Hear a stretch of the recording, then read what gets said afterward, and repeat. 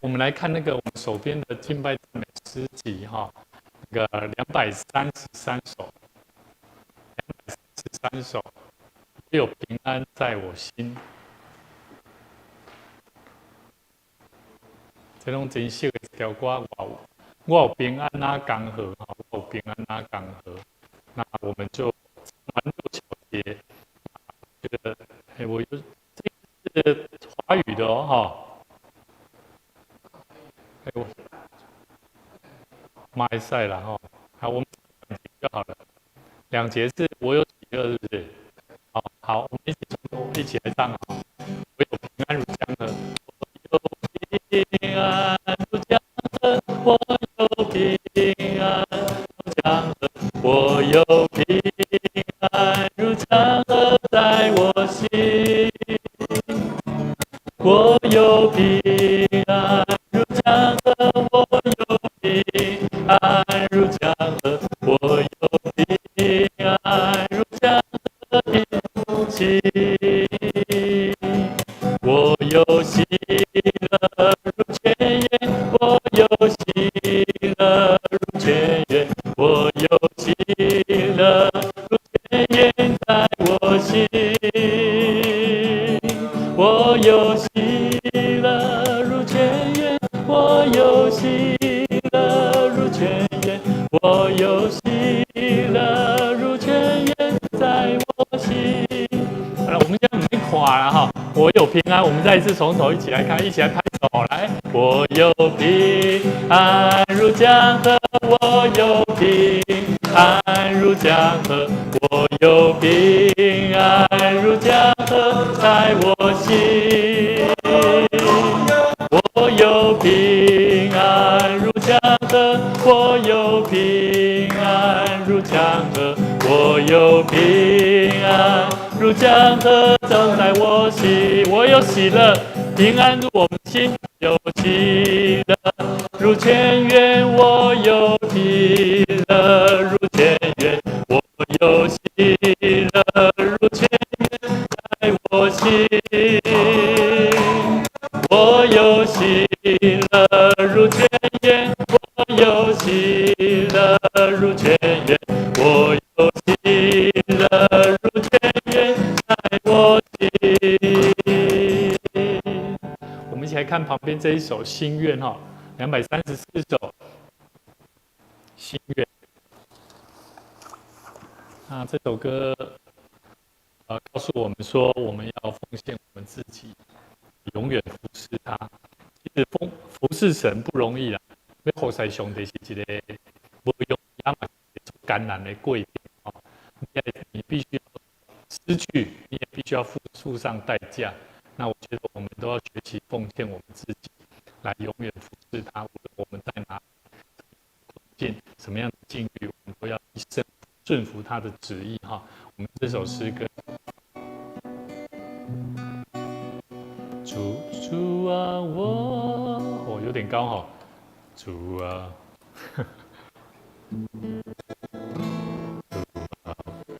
主啊，我要奉献我自己。主啊，我要往后在你。哇，超怪！无论我的位，无论我啥境遇。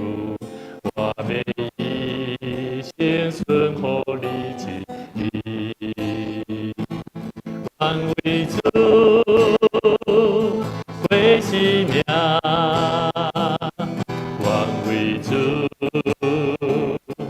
为天地，愿为主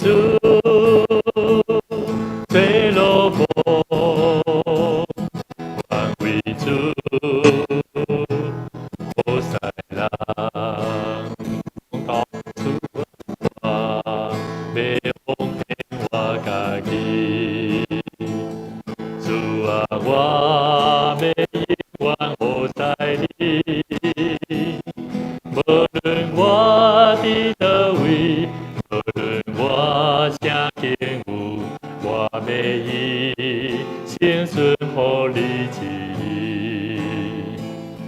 愿为主生命，为主做精兵，愿为主做老婆，愿为主好在人。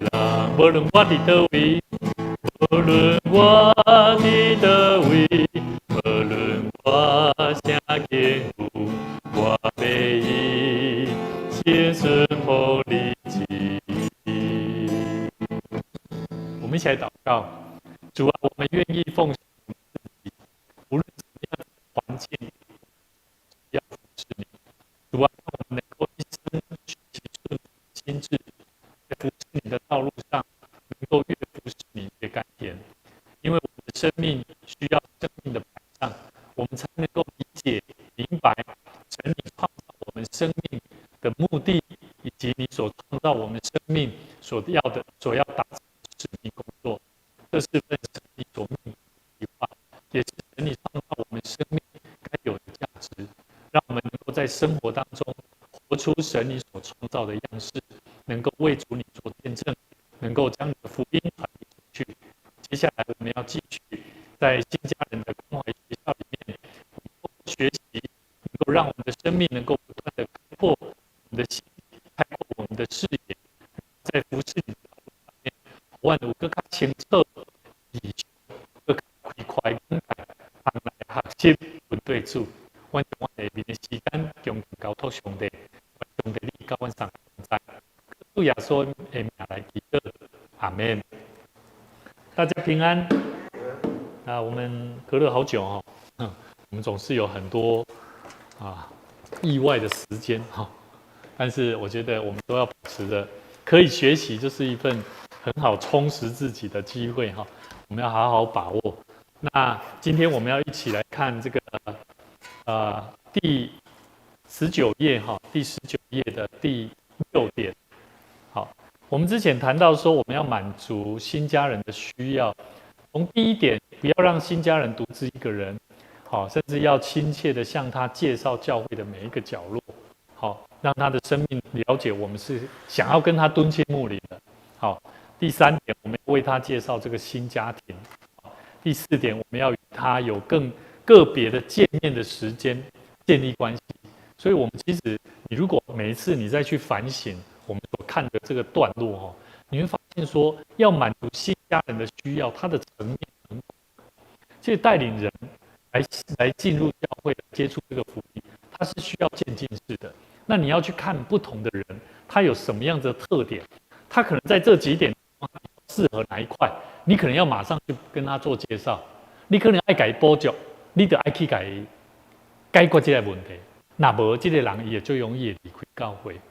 所以今天我们要一起来看，第6点是一个很重要的，叫做成为他的代祷者。那一般我们都会讲说，咱要改为伊代祷，对吧？但是实际上，咱来了解为什么要为伊代祷，为什么要为他代祷？那教会为什么必须要以祷告，做祷告的殿？这也是耶稣在这个圣殿将那一些在买卖的人推翻以后，就说什么？我的殿不是做贼的殿，爱这祷告的殿。所以我们一起来看几段。其实从旧约里面就已经谈到，祷告实际上是会为人带来很重要的帮助。那我们要了解你想看看你可以先不用看看这个这个很简单。因为我还没讲，我们要成为他的代祷者。为什么要成为他的代祷者？我们来想看看，为什么基督徒是用为祈祷、为代祷？这是有什么目的？哎，为什么伊家己无变上的祈祷，时常变替阮代祷？这是一个问题。这是一个，伊是基督徒，对吧？伊是有接触过教会的人，伊袂晓祈祷，这是第一个。但是伊无人甲教。你教会内底，教会里面其实很少在教祷告，陪伴你，然后教你怎么祷告。对。所以其实这种姐妹这种对象，其实她在教会里面长期都是接触到的，就是有人在为我祷告，对吗？好，因为前来到教会，有人输会带祈祷，有无？我来参加一个礼拜了，就结束啊，回去啊。所以其实教会内底一定爱操练就是啥？操练读圣经，第二操练祈祷。免怎操练是小组，咱来定定去讲。比如讲，来，咱这小组礼拜结束的时阵就开始，咱今日来，请你大声来带咱祈祷，训练操练。因为你无甲操练，伊袂晓。所以那普遍哦，我咧甲看长老教会、长老教会真的比较多。毛长老所讲的这个例子，就是说你为我祷告，你为我祷告，这是真的哦。所以牧师也在因为我自己做牧者，我真的有非常多的体会。一间教会它有没有着重祷告？有着重祷告的教会哈，那一间教会哈的弟兄姐妹哈，他们所以牧师有一个想法，就是说我们最近在讨论说，我们这个墙壁冷气旁边这个墙壁哈，我们要来做这个装修，让它做一个，比如说我们的祷告的代祷、中保代祷的一个专区。那我会来做4种不同的代祷卡，譬如说紧急代祷卡，另外一种叫做为服侍教会服侍的社区服务的相关的代祷卡，然后还有所谓的这个我忘记了，好像有一般代祷卡，好，反正就是有4种项目。那我觉得我们教会就是让弟兄姐妹可以把他的心里面的话，然后他也知道教会有一群祷告的勇士。他们持续在祷告当中，在建立跟神的关系。那祷告应允了，我们还有那个卡还可以再让他再写应允卡。你祷告写应允卡之后，然后他就把它投，我们会做一个这个信箱，然后让他投进去，然后我们会做一个管理。然后这个就是他有见证，我们就会私下就邀请他，然后有机会我们就会让他来做见证。其实我觉得教会就是有这样子的过程。好，那我们一起来看一段圣经节，我们一起来看出埃及记17章。出埃及记第17章，好，这咱拢真熟一段圣经节。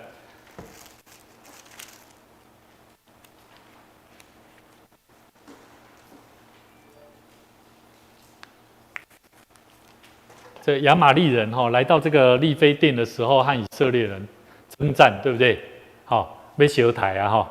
那这个时候呢，摩西第8节亚玛力人在利非定的时候和以色列人征战。摩西对约书亚说：“你为我们选出人来，出去和亚玛力人征战。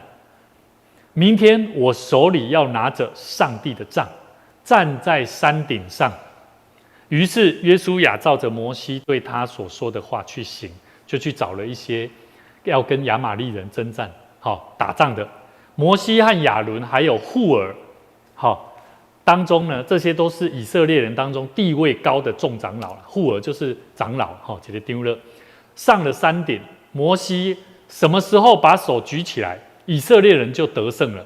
那什么时候何时垂手，亚玛力人就怎么样，就得胜。所以，但摩西的手发沉，这雅固也要怎？会生嘛，对吧？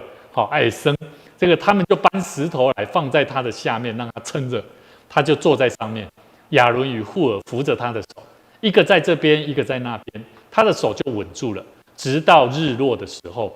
好，第十三节，约书亚用刀杀了亚玛力王和他的百姓。所以，我们从这里。我们知道以色列人跟亚玛力人在做什么？征战。你要把它想象我们为什么要为我们的新家人代祷？你知道吗？我们的新朋友、新家人，他要进入教会，他有没有在征战？有。他跟他的家人征战，他跟魔鬼最喜欢在这个时候刚要进教会的人他最喜欢怎么样？让他有很多奇奇怪怪的事情发生了，特别年轻人最明显。所以呢，我们要了解既然他们在征战，后面需不需要有人为他代祷？要。所以包含我们在做青少年的同工，或者是社区的同工，只要在前线在做征战的，他们就像是什么？他们就是上前线，像约书亚一样。可是他们背后要不要有代祷者？是需要的。所以我觉得，当我们的教会说要做传福音，把人带进教会，我们一定要用方法，用对的方法啦。好，咱袂当讲哦，要安怎塑造你吼，做个讲话，塑造你安怎带人，我感觉迄拢其次。咱爱训练啥？咱爱真正训练迄个会晓祈祷的用处啦。咱若甲思考讲，祈祷毋是足简单的嘛？平常时我著祈祷安尼就好啊。但是我感觉毋是安尼。我牧师在刚回来台南的时候，我是在富强教会。我在里面当教育牧师的时候，就是青少年的牧者的时候，那时候我也有参加这个东宝代祷，就是说我一个礼拜都会安排一个时间1个小时，然后在一个密室，然后在里面放着音乐安静，然后你可以大声呼喊祷告，你可以方言祷告，然后你也可以用任何的方式，就是一直祷告。然后为了哪些事情，就像我刚刚讲的，我们教会需要有那个代祷卡，让弟兄姐妹把他心里面的话写出来，可能是他的生活、家庭、婚姻，甚至他跟他的孩子健康都有。甚至我也曾经遇过有人有紧急事故，他需要人家为他代祷，他就赶快写。然后每一天因为都有安排的代祷者，那我们看到了以后，我们就开始迫切祷告，你知道吗？那种神迹奇事真的在发生哦。我是真的在那里面是经验到，所以我觉得我就在想，我们的教会如果没有只知道说教会要做祷告的殿，可是我们没有在做呢，我们只是在口头上在提醒说，教会要做祷告的殿，可是我们没有人在祷告，那就是本末倒置了。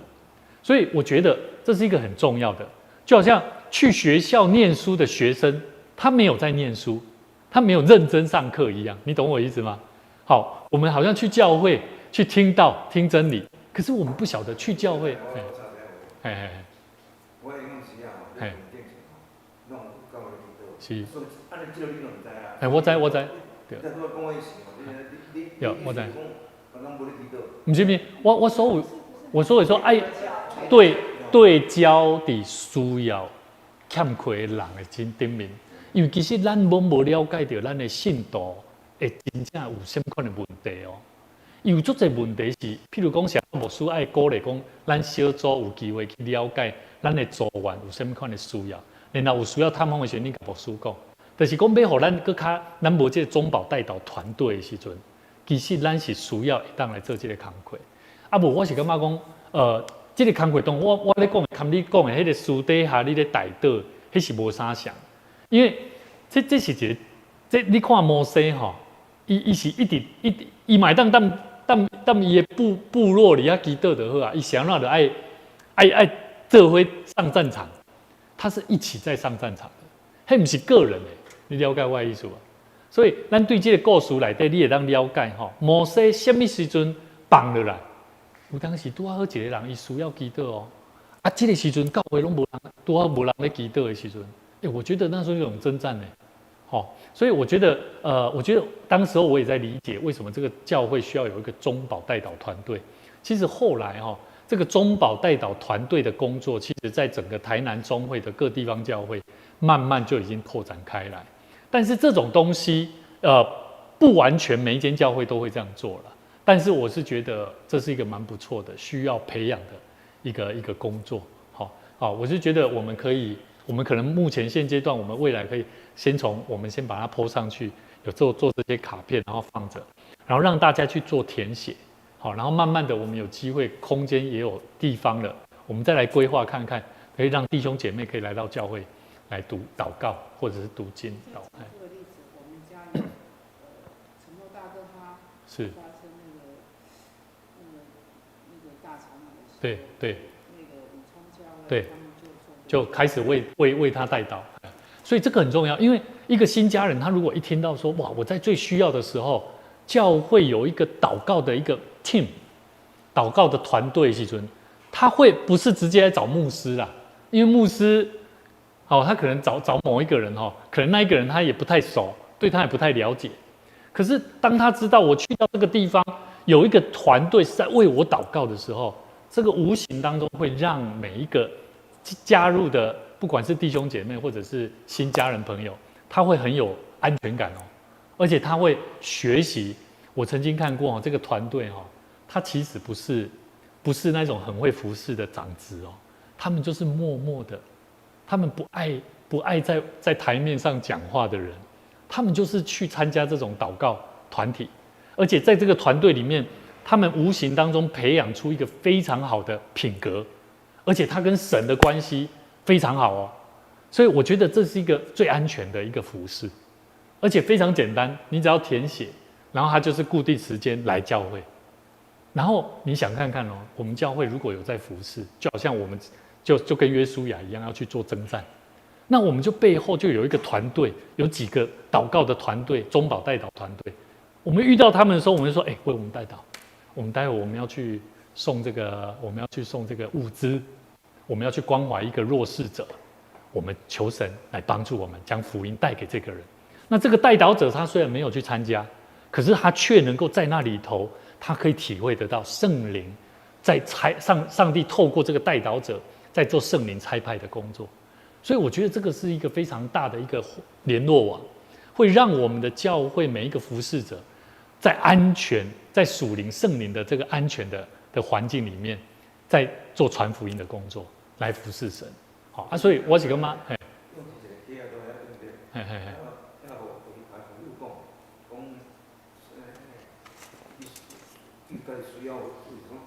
对，对，对，对，对，对，对。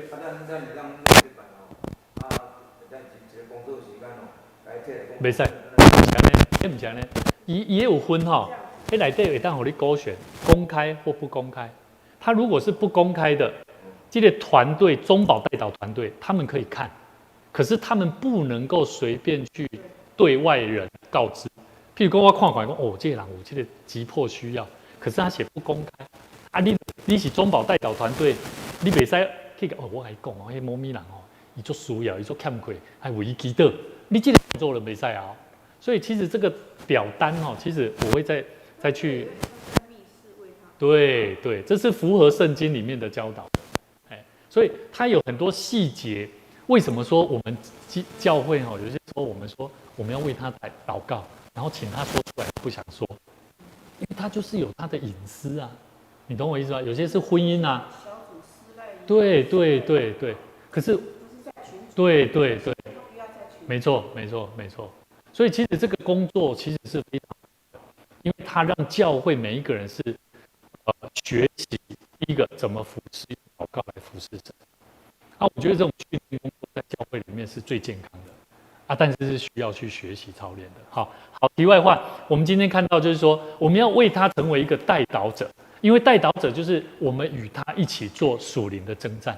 好，那你什么时候停止祷告，就是跟摩西一样，有没有？你什么时候停止，就什么时候怎样，就会失败，懂我意思吗？所以其实我们的基督徒的生命不就也是这样吗？你停止祷告，你跟神的关系就是不会建立，你就很容易会跌倒嘛，不是这样吗？好，所以这是一个很要紧的功课哈。征战的功课，我们是与他一起做属灵的征战。第二个，我们一起来看罗马书第8章。罗马书第8章34节。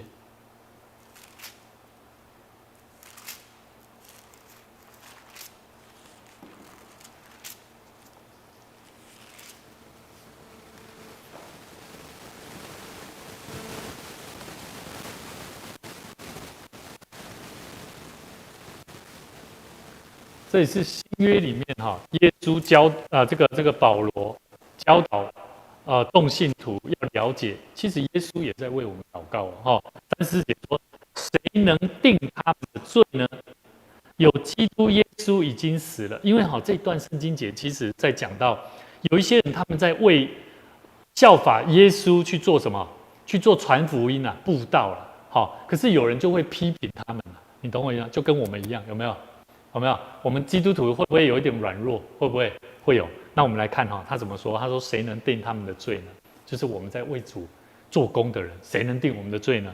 有基督耶稣已经死了，而且从死里复活，现今在上帝的右边，也替我们祈求。好，也替我们祈求。所以呢，我们从这边可以看出，基督徒有没有人服侍神，服侍到最后他就跌倒的？有没有？有无？有。但是保罗伊其实拢咧甲咱讲哦，圣经内面其实伊足清楚哦，伊咧甲咱讲起讲，上帝透过耶稣已经死，嘛已经搁活，伊嘛常常伫这过程中间咧甲咱建立一个要紧的一个概念，就是咱来了解上帝所拣选的人，其实上帝拢一直伫咱身躯边，咧甲咱讲，咱着爱亲像耶稣共款，伊是对死人中搁活，安尼咱本身呢，伊是伫上帝正手边咧替咱祈祷呢。了解我的意思啊？其实耶稣毋是死个活就走啊，毋是安尼啦，伊是有咧替咱祈祷的。好，所以我感觉讲，咱虽然即摆拢哪像咧学习，亲像耶稣共款，破碎家己，互咱哪像咧出死入生，好对，入死出生，好了，反正就是生命进入那个破碎。好，你一定要经历过修剪，像死亡一样，好被修剪，但是最后神会给我们重生的生命，好，就是我们一定要透过祷告，好，要透过了解，让别人了解耶稣基督、上帝都在为我们的事情在惦记着，好，所以这个很重要，所以我们为他人做代祷者重不重要？很重要哦，哈。第三个，我们来看这个耶利米书。耶利米书第29章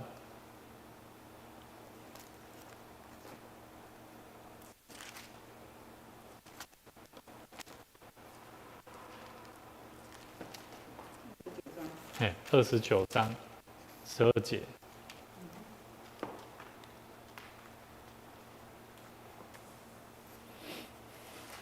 我们礼拜天有谈到第11节，对不对？11节。耶和华说：“我知道，我向你们所怀的意念是赐平安的意念，不是降灾祸的意念，要叫你们末后有指望。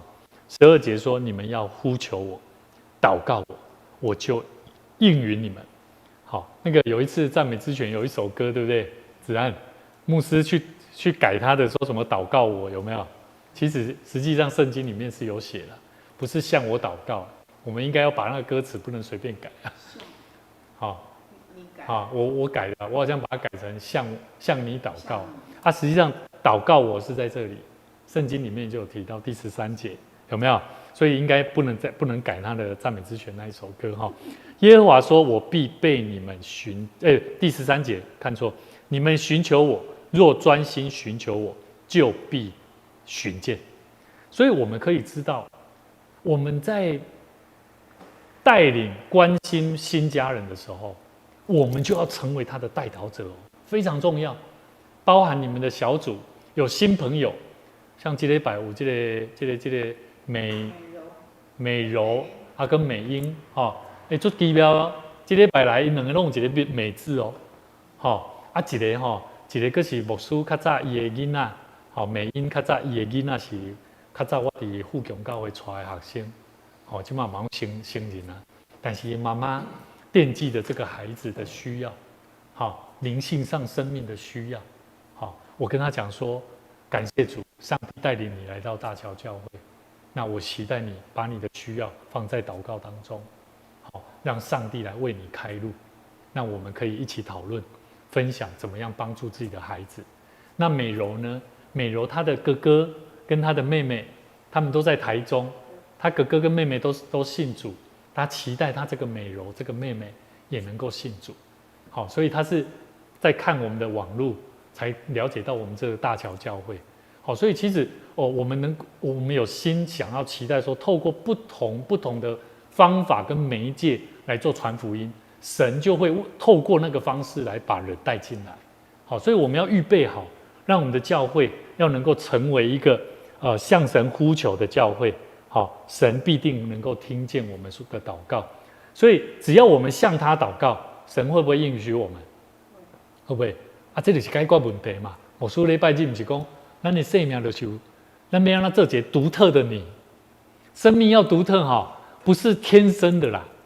其实牧师有讲到 IQ 跟 EQ， 重点是在 EQ。IQ 那个是可以后天学习，可能会就会，不会还是不会。这是先天的嘛 ，IQ 嘛。但是后天的是啥 ？EQ 啊，情商能力在哪强其实我觉得很多方面，你的能力跟成熟度，那个独特性就会出来。好，所以我觉得这个很重要。我们既然是基督徒，我们一定要去感受上帝是听我们祷告的神，是会应许我们祷告的，是会成就的，而且会帮助我们解决问题。好，所以我们要学习祷告，而且要教导我们身边的人。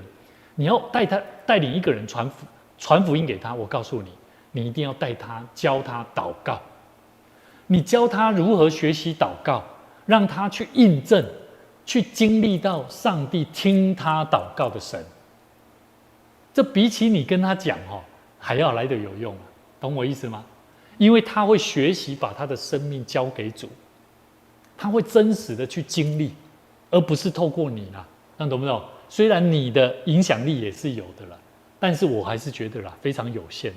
就好像我结婚前我跟我妈妈讲说，妈，虽然她是牧师娘，她那个时候还没受洗虽然她是第一代基督徒，我就跟她讲了很多啊，我结完婚了，我会带领她怎么样，讲了很多。其实还倒不如我教牧师娘学习祷告真的嘞，我带着孩子祷告，然后牧师娘在旁边就在学了，他就学会怎么祷告，他就接受了这个福音而且他认识到他比我讲道的那个真理还要多，都是从祷告学习来的。所以其实我觉得我们要带领家人认识主，就是带着他祷告，教他祷告，因为祷告是让他明白跟神的关系嘛，对不对？那如果他去经历到了，验证到了，那你不用跟他传福音，他自然就感受到了，对吗？对不对？就像他感受到了第13节所说的嘛，呼求我，祷告我，我就应允你们。那他就认识到了神啊，不是吗？干不起来嘞？好，所以我感觉咱哪要讲解决问题，其实咱解决不完了，不如让他去领受圣灵的充满，让他经历到祷告的能力好 ，OK。那我们再来看另外一段圣经节在耶利米书33章，耶利米书一样往后翻33章。这段是耶利米他重生，他再一次来重述上帝要恢复巴比伦所灭的耶路撒冷，要重新恢复，要重新恢复的一个应许这个是一个恢复的预言那既然要恢复，代表的是什么？是谁的王国啊？谁的国度？来看我这边，你们先不用看，我再讲一次，这是耶利米先知他要再次重生，上帝要恢复巴比伦所灭的耶路撒冷请问这是什么意涵？这敢不是讲上帝国度要重新显明出来，懂我意思吗？那如果是重新显明出来，我觉得这就是基督的王国啊，对不对？我们基督徒不也是在经历这个吗？救恩嘛，得救嘛，是问题得以改变嘛，对不对？我们从以前建堂的时候就开始经历到人为什么会开始离开，有没有冲突的发生？然后还有什么很多问题啊？其实我相信在座长子你们都经历到，跟牧师一样都体会到。但是我觉得我们一定要去认识了解，上帝要恢复耶路撒冷，就是他要恢复一教会应该有的荣光。那么他是怎么说的？我们一起来看第2节到第3节，33章第2节到第3节。成就的是耶和华，造作的为要建立的也是耶和华。耶和华是他的名，他如此说：你求告我，我就应允你，并将你所不知道又大又难的事指示你。有没有奇妙？你领受到了吗？好，我再讲，我们再一起看再讲一次成就的是耶和华，造作的要建立他的，建立的也是耶和华。耶和华是他的名啊，他如此说：你求告我，我就应允你，并将你所不知道的又大又难的事指示你。好，新田老师还记得吗？当一开始的时候，你现在再回想一下，当你要把福音带到你的家人，带到你的孩子，当时候的你跟现在的你，你再去想象那个成就的建造的是谁？若不是耶和华，我们都没有办法。对，可是当你开始的仆人，或者是我们一起去为了要去建造福音的上帝的国度的时候，我们知道那个迫切性的时候，当你学习顺服的时候，你开始交托，你开始引导，好，然后上帝就让你有明白，好，开始你去常常你就直接做，在这当中有没有？好，那我们也跟你分享，你不用来，就让他来。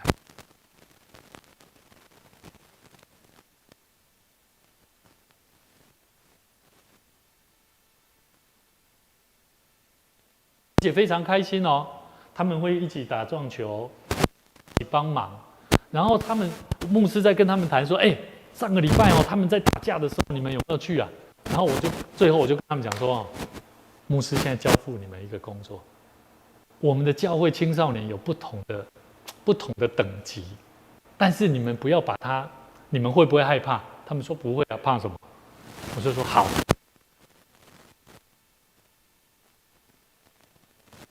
你们就试着走到他旁边，告诉他：“哎，牧师有交代，我们要抽烟哈，真的没办法，受不了，一定要抽的话，请去这个上，去停车场。”哎，那定恩哦，跟那个世宏哦，哎，他们都说他们很坦荡荡哦，学习。所以我觉得那个他害怕来教会这件事情已经没了，懂我意思吗？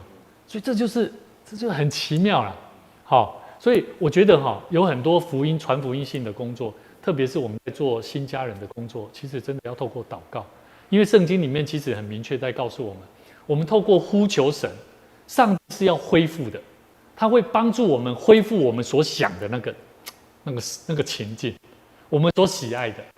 所以咱其实不免去欢乐，咱欢乐的我们要去想的是，我们如何去求到上帝，好，然后求神给我们力量，好。好 ，OK， 所以我们今天我们可以看见耶利米先知他其实要告诉以色列百姓，让他们明白，上帝要恢复巴比伦所灭的耶路撒冷，是要让他们知道，刑罚过后一定会回归故土啊。所以这个礼拜牧师去参加一个读书会在谈论到这个情绪啊，说我们这些牧者一定要学习情绪情商的学习能力，怎么样去做管理啊？那其实在里面我觉得我们就在谈论一个问题说台湾的教会我们要不要台湾基督徒要不要再做奴隶了？我觉得基督徒还蛮常有那种奴隶心态这个奴隶的心态，就是那种应该讲奴隶跟奴仆是无啥相反的。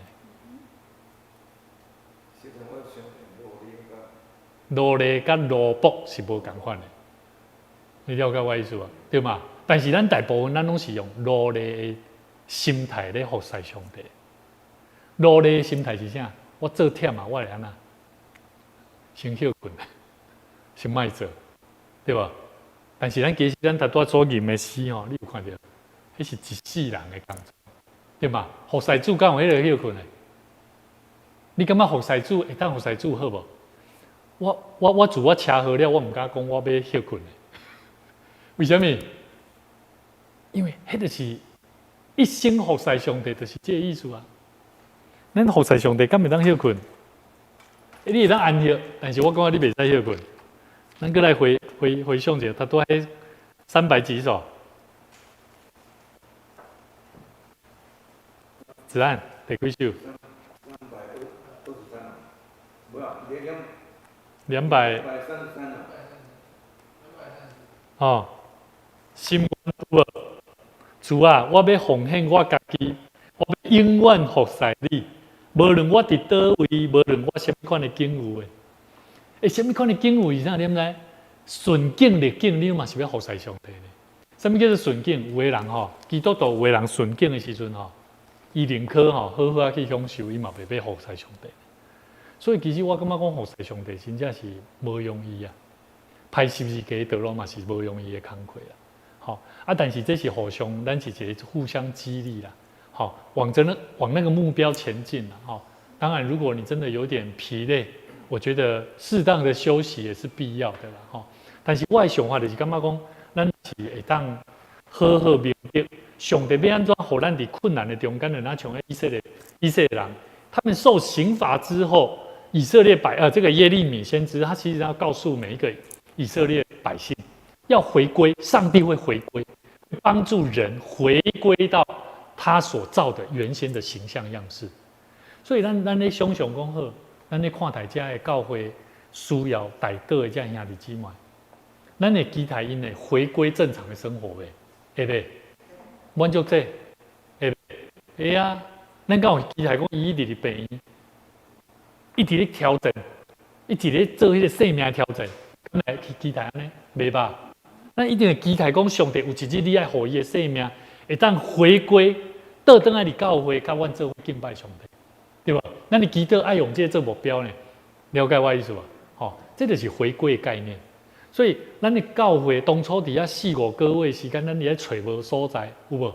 咱会期待回归袂？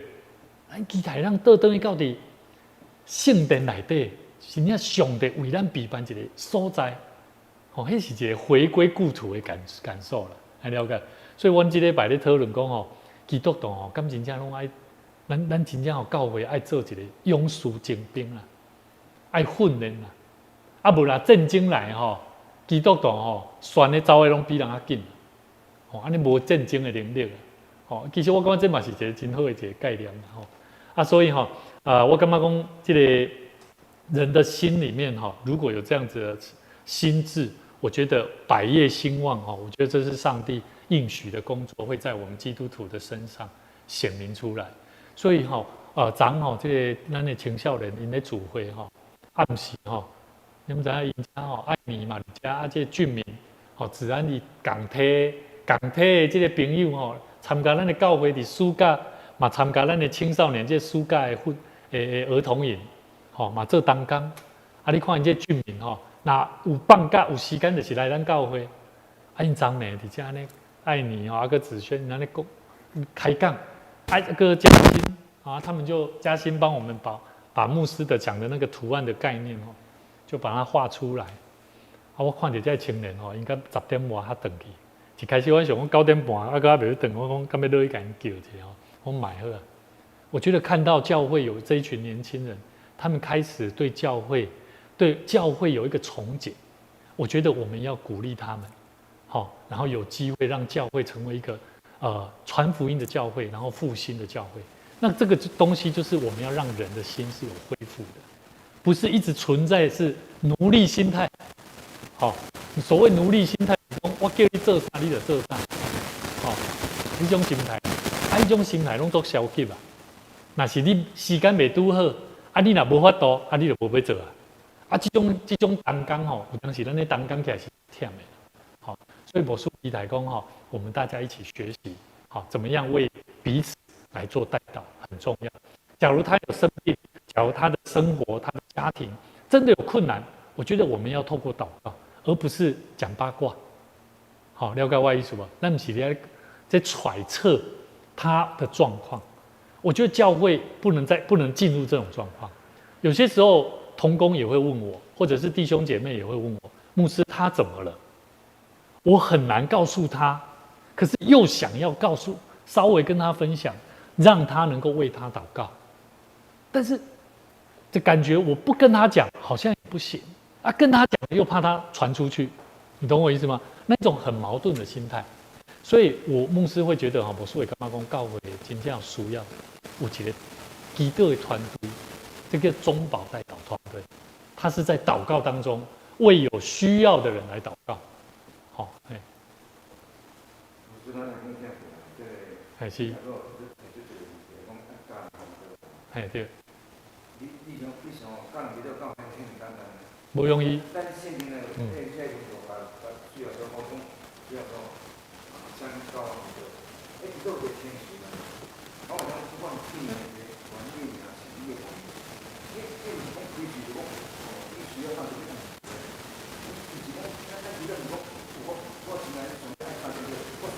对，唔是啊，对所以爱教，会教。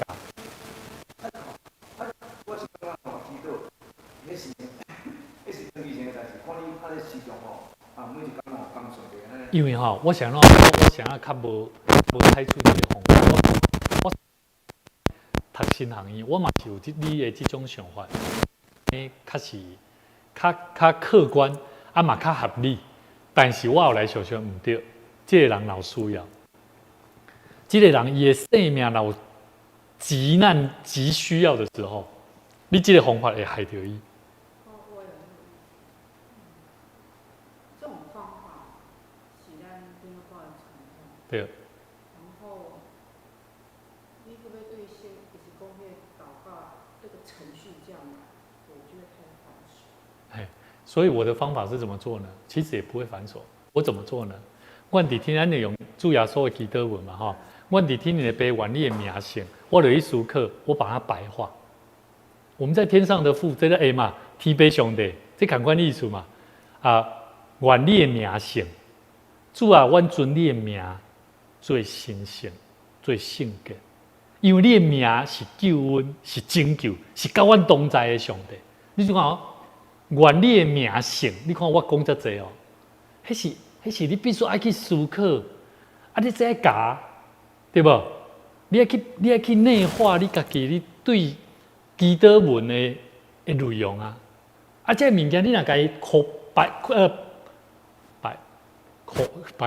白话，你家己白话，较白话，你去甲，对，啊，也可以，啊，对，对。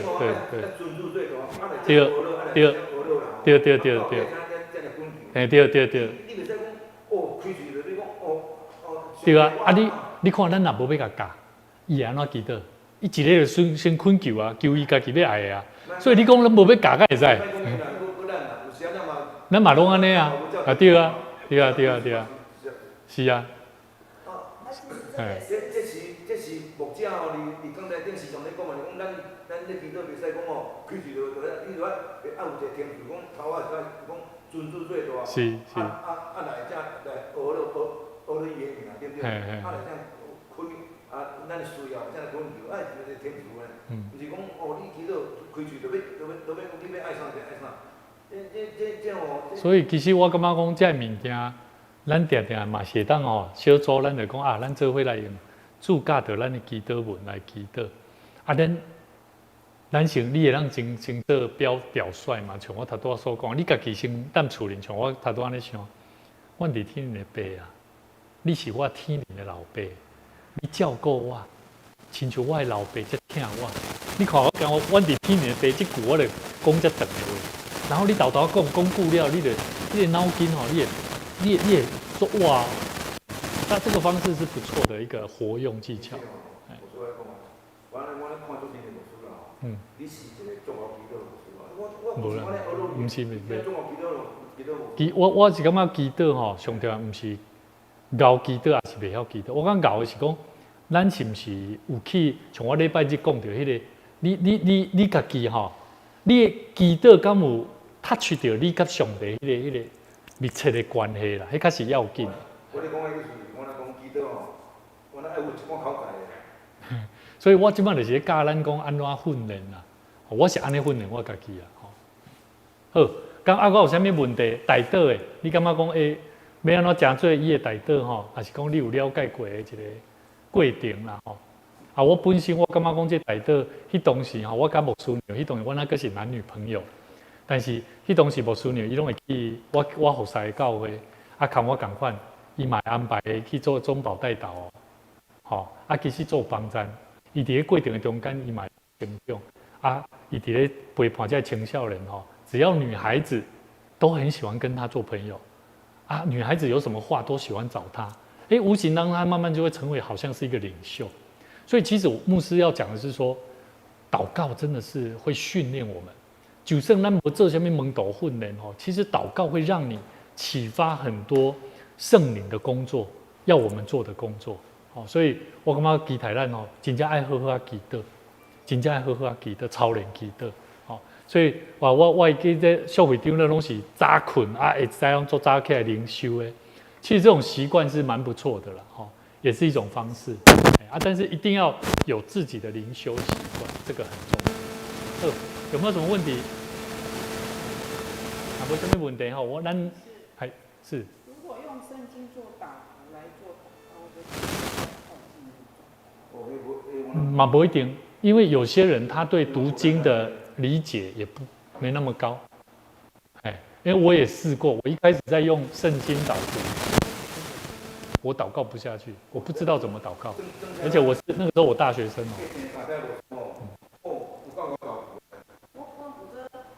我哥是叫我用圣经。对。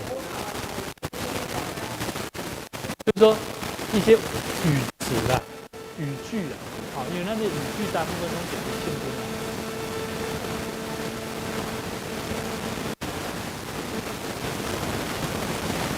开始。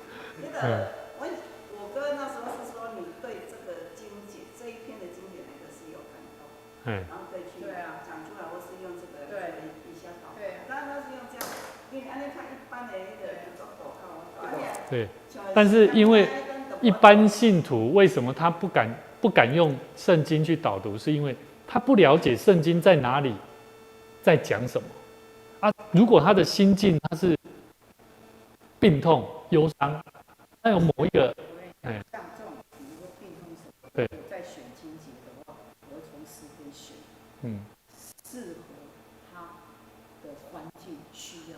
对，那是因为我们知道他嘛。可是他，如果你要教他祷告，他没办法理解啊。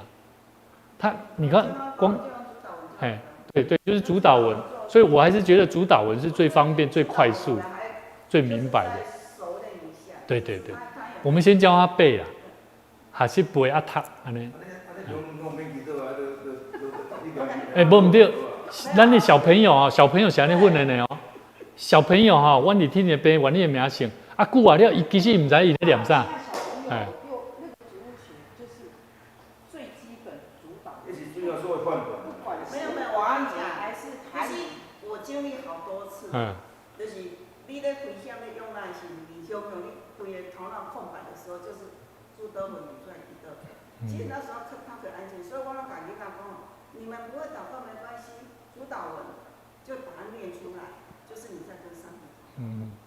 对。像你刚我咧叫你你会为爸爸祈祷，就是你的说啊怎么去？那我就跟他讲说，天父上帝有没有爱你啊？然后他会不会去爱你爸爸？爱你对爸爸祷告就去，然后就是好像是在写，你想要祝爸爸的话写出来，然后我再去跟他做一个排列这样子。我讲你那是较单纯，那没讲大的，就是用主导文。我讲主导文哦，是细汉陪我到今晚60几岁哦，所以你嘛是爱。今天老师，你觉得你自己的看法呢？但主导文是很好的，还是主教我们祷告？对，我是觉得呢，他慢慢去揣摩这个东西的。但是你说都背起来，那我们不就好像在念什么咒？念经咒语一样。也不是这样，因为真的危急助救我3年。对啦。真正有一样嘛？那我们没有差这个。无差迄啦。然后自己祈祷，我自己一学习的功课就是说，有时候不是靠感动，因为我们不是靠感觉而已的。因为我们认识神多少，我们就去祷告。就去祷告。对。那我们现在的爸爸的那种角度去把我们天父当作是现代的爸爸，那祷告其实是错的啊。对。哎呀，那就幼稚诶，即摆看囝迄种态度，讲我迄种态度，来叫上帝控制。因为我是觉得圣经它是2000多年前，像旧约它更早了，它应该是那个时代的父亲的形象，应该跟现在是不一样。所以主那时候在教，应该是教我们那种古代那种父亲，但是其实是有威严的，对。所以我一直觉得我对上帝是战惊而快乐的那种感受，对，所以不是轻易的。我后来看过，后来刚刚唱歌，主要女生在撒娇，我觉得不太受得了对这样，对对，所以我是觉得，因为我就是说这很难，因为我们基督徒就是要读经跟祷告，读经跟祷告一起并行这样子。你啊，祈祷袂落，其实都有问题啊。你啊，心卡袂落，其实都是有问题啊。对啊，所以就是要常常去读圣经去祷告啊，那就慢慢就是揣摩啊，就是揣摩啊。这样导读我觉得很好，像诗篇，那别人提到那个诗篇吼，第三篇吼，就是一个教我们怎么祷告的，是这样。所以牧师才会说哈，中保代祷团，它是一个帮助信徒，他可以透过读经祷告，因为其实他不是进去以后就开始祷告，它是有顺序的。譬如说你进去以后，你必须要10分钟、几分钟，先安静心祷告，然后接下来他会教导你，就有一些顺序，你必须要读一段圣经，读圣经，然后在安静祷告里面去聆听上帝要对你说什么，然后接下来最后会有一个你安排一个半个小时、几分钟的时间，开始为那些事情来祷告，所以它是有顺序的。那这些顺序的过程都是在帮助人去体会、去安静自己。好啊，这当然这是一个方法啦，吼。但是更加要紧的上头就是讲，他都要那个心理老师讲的讲，其实祷告有很多东西是他跟神，他对圣经、对这个天父的了解，去表现出来的那个心意。好，那至于他怎么说呢？其实这个我们也很难去定义啊。说真的啦，但是我们可以参考耶稣所祷告的。我们在天上的父，愿人都尊你的名为圣。好，愿人要尊你的名为圣，不就是因为现在的人大家都不认定这个上帝是真神啊，对吗？愿人尊你的名为圣，是圣洁的，是尊荣的。那么我们就反向思考，现在的人有这样子尊上帝的名，是圣洁的吗？好，是神圣的吗？有很多角度我们可以去思考，然后我们就是换个角度再去祷告。我觉得那个心境就会不太一样。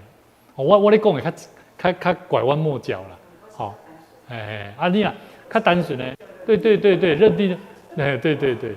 我以前中啊，做几届啊，我都上赞美了，你说的时候，听到赞美了，我倒是有人做，我你做小的对吧？要做对啊。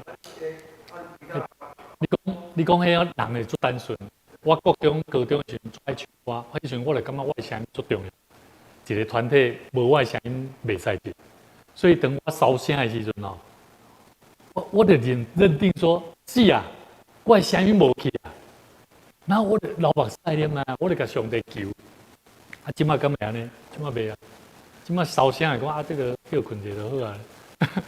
所以人的心境跟上帝的关系，实际上是因为你有没有认定说，你的生命在某一个部分，你是非常清楚那是上帝所赏赐的。如果有感恩的心，其实你怎么祷告，神都喜悦。还是这样一句话，还是鼓励我们的弟兄姐妹学习敞开心，然后跟神祷告。好，你不会的话，我们再来教导他。所以这一点一定要问候，我是觉得要问候。所以不管他会不会祷告，他或许他也不会跟你讲他不会祷告。他可能说你有没有祷告？他说有啦，我有在祷告。他其实不是真的有祷告。好，那我们就为他祷告，我们做他的代祷者。所以其实我们今天讲的重点是代祷者，我们真的要先学习做一个代祷者。好，这个很重要，好不好？好 ，OK， 那我们一起来为我们这个礼拜的新朋友这个美柔美英陈美英跟李美柔姐妹，这里有姐妹，李美柔一段离大桥一街这样，陈美英都是离我们教会蛮近的。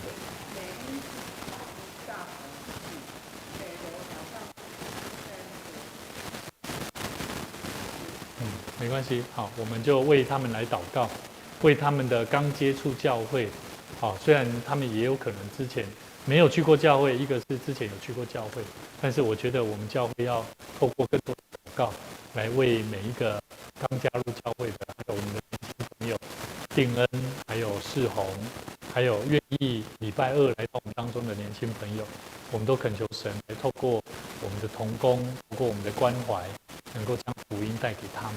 我们一起开口来祷告。主耶稣，我们谢谢你，感谢你让我们一起在今天的功课里面学习做一个代祷者，让我们的生命能够透过祷告经历神你的恩典大能。主啊，我们需要在更多的祷告里面来去体会我们生命的功课是依靠神的关系，是全心顺服交托的关系，也是神你所命定应许的关系。